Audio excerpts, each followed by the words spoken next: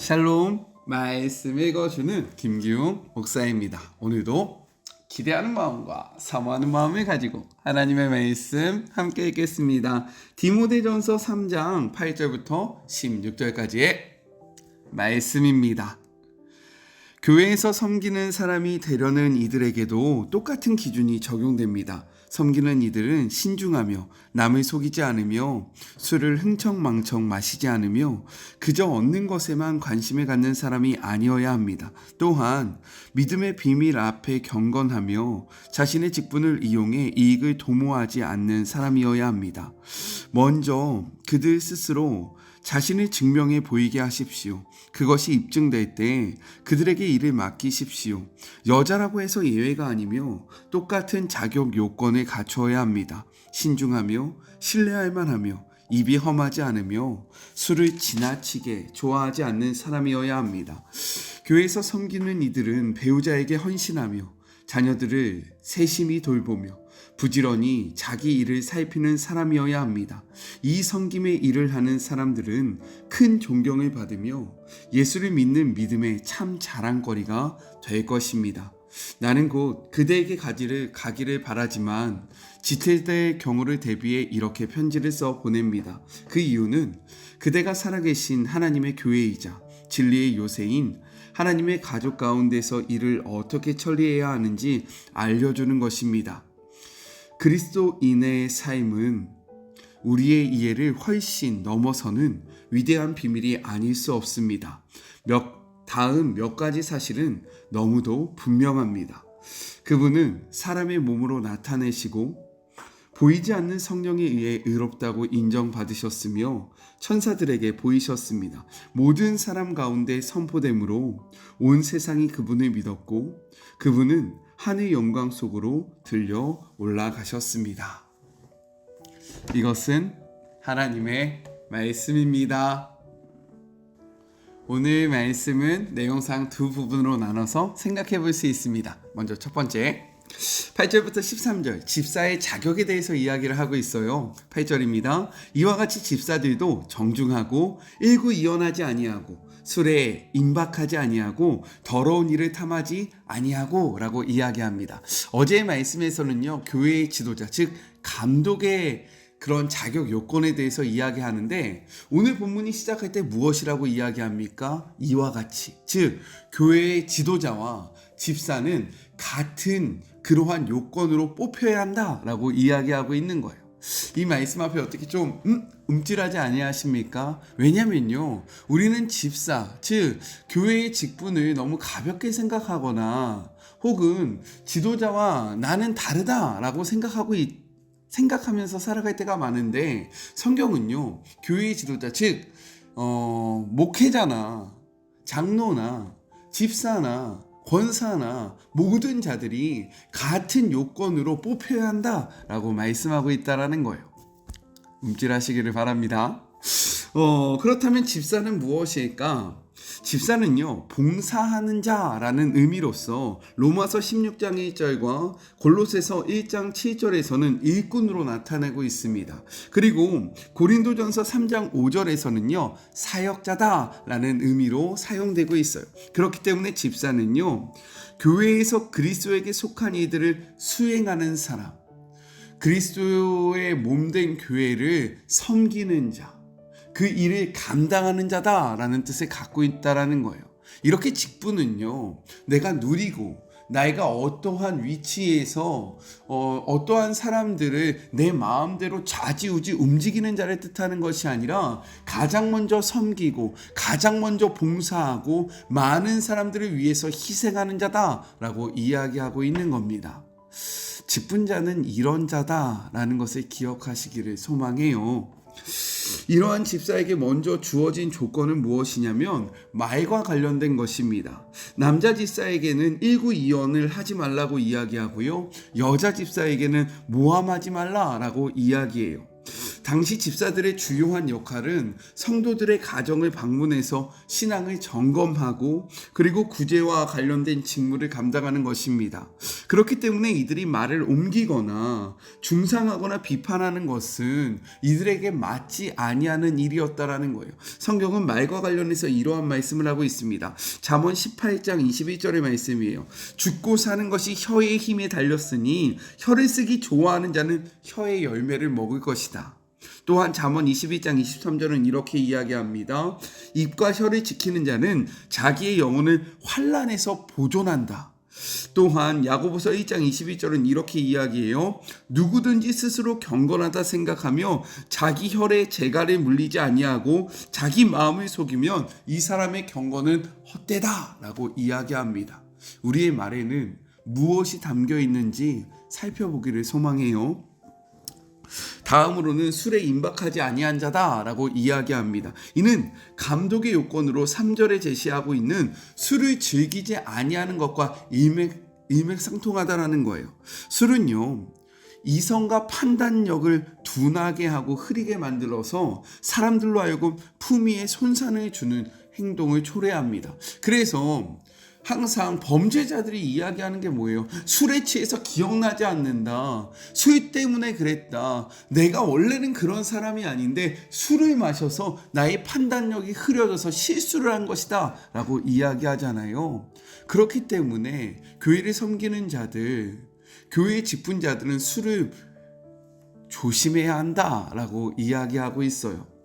네, 이 부분에서도 많이 찔리시지 않기를 찔린다는 것은 그렇게 하고 있다라는 거니까 네, 그렇게 되기를 소망합니다. 그리고 이어서 더러운 일을 탐해서는 안 된다라고 말하고 있습니다. 이 더러운 것을 탐해서는 안 된다는 것은요, 은밀하고 비열한 수단으로 이득을 취하는 것을 의미한다라는 거예요.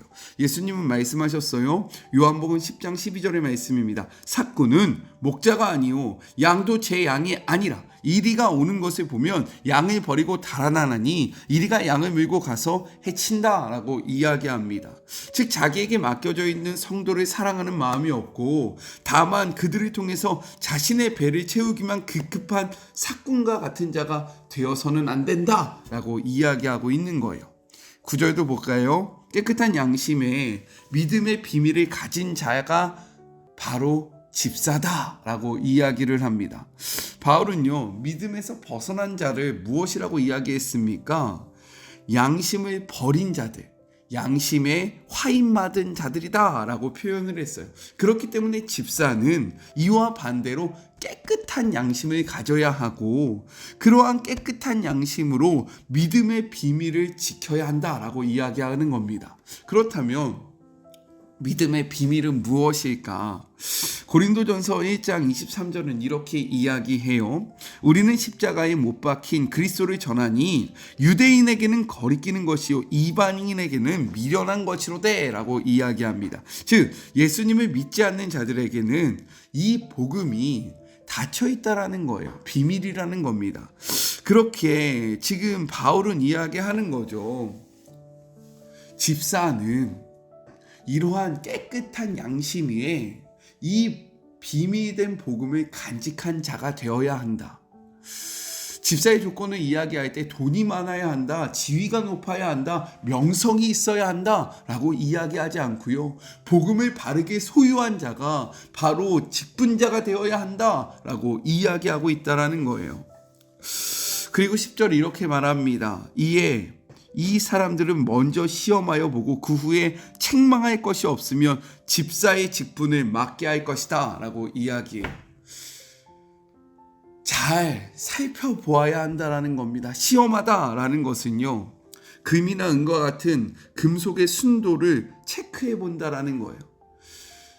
풀무분의 연단을 견딘 자가 직분자가 될 수 있다라는 겁니다. 그냥 빠르게 아무나 누구나 줘서는 안 된다라고 이야기하고 있는 거죠.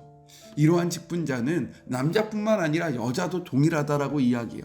그래서 11절은 무엇이라고 이야기합니까? 또 이 11절도요, 이와 같이라고 이야기하고 있는 겁니다. 당시 문화 속에서 여자는요, 잘 대우받지 못했던 거죠. 그럼에도 불구하고 바울은 이야기하는 거예요. 교회의 지도자나 남자 직분자들이나 이와 같이 여자 직분자들도 동일한 요건으로 선발되어야 한다라고 말하고 있는 겁니다. 하나님의 나라는요, 이렇듯 차별 없이 누구나 함께 세워가는 것이다 라고 얘기하고 있다라는 거예요. 그리고 12절, 가정을 잘 다스려야 한다라고 이야기합니다. 가정은요, 하나님께서 허락하신 최초의 공동체입니다. 그리고 그러한 가정들이 모여 있는 곳이 교회인 거죠. 그렇기 때문에 가정을 잘 다스리지 못하는 자가 이 가정들이 모여 있는 교회를 잘 다스릴 수 있겠습니까? 절대로 그럴 수 없다라는 거예요. 우리는 이것을 기억해야 합니다. 그래서 우리는 좋은 남편이 되어야 하고, 좋은 부모가 되어야 하고, 좋은 아내가 되어야 하며, 좋은 어머니가 되어야 한다라는 거예요. 교회에서만 좋은 자가 아니라 가정에서 정말로 그 가정을 잘 세워나가는 자가 교회도 잘 세울 수 있다라는 이 복음의 비밀을, 이 복음의 말씀을 기억하면서 가정을 주님의 이름으로 잘 세우시기를 간절히 소망합니다. 그래서 첫 번째 적용이에요. 교회 직분을 너무 가볍게 생각하고 있지는 않습니까? 직분은요, 교회 지도자나 동등된 그러한 자격이 필요하다라는 거예요. 또한 직분자의 자격 요건 중에서 나에게 부족한 점은 무엇입니까? 하나님께서 맡겨주신 그 직분 속에서 내가 못하고 있는 것이 무엇인지를 생각해 보시고 이것들을 더욱더 노력하는 우리 모두가 되었으면 좋겠습니다.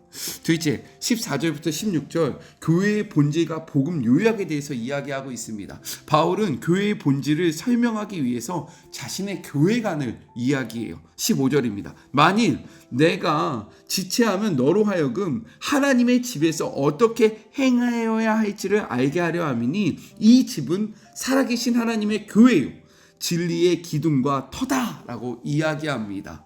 바울의 교회관은 세 가지인 거예요. 먼저는 하나님의 집입니다. 여기서 집은요, 두 가지를 의미해요. 건물로서의 집과 그 건물에 사는 사람들로서의 가족을 의미한다라는 거예요. 그래서 고린도전서 3장 16절과 베드로전서 2장 5절에서는요, 교회를 하나님의 집이다라고 이야기합니다. 그리고 히브리서 3장 5장과 베드로전서 4장 17절은요, 교회를 하나님의 가족이라고 언급하고 있다라는 거예요.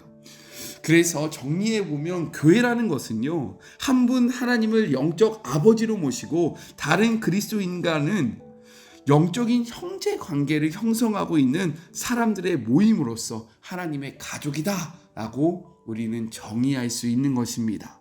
교회는요, 하나님 아버지를 모시고 있는 영적인 가족 공동체라는 거예요. 이것을 잊지 않기를 소망합니다. 둘째는 살아계신 하나님의 교회라는 거죠. 살아계신다는 것은 어떤 의미일까요? 고린도후서 6장 16절은 이렇게 이야기해요.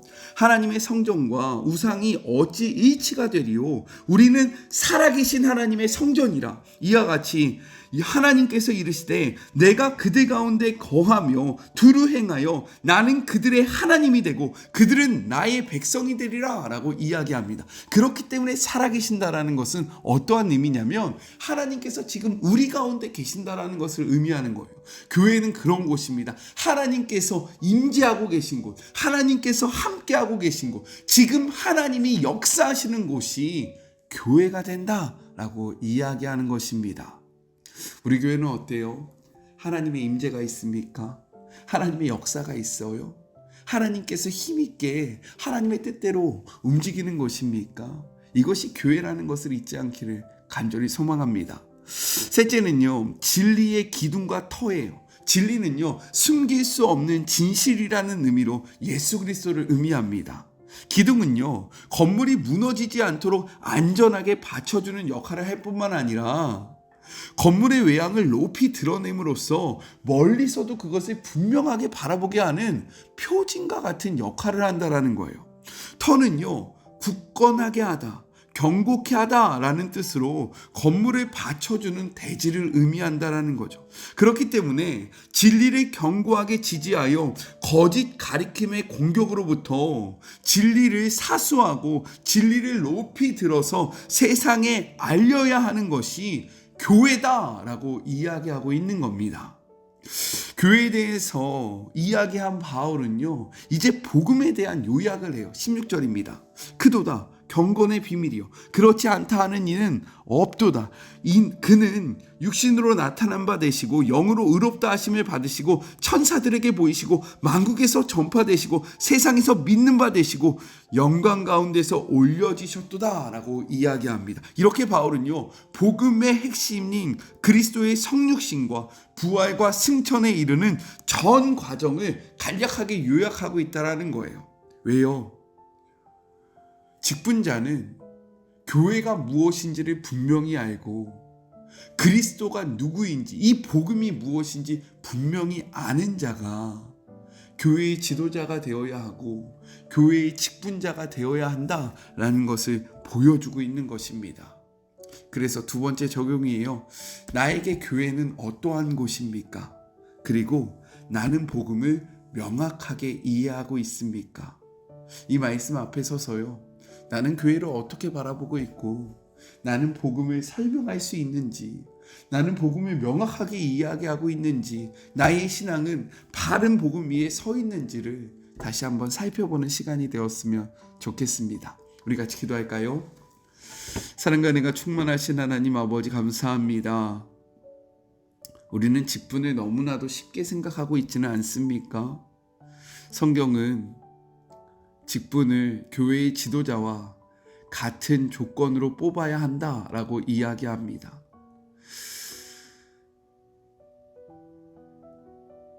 그리고 이 직분은 누리는 자가 아니라 섬기는 자고 봉사하는 자다라고 이야기하고 있습니다.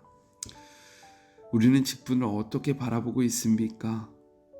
직분을 이용만 하려고 하지는 않습니까? 직분이 무엇인지 분명하게 깨닫는 우리가 되게 하여 주시고, 직분자는 바른 교회관과 바른 복음 위에 서 있어야 합니다.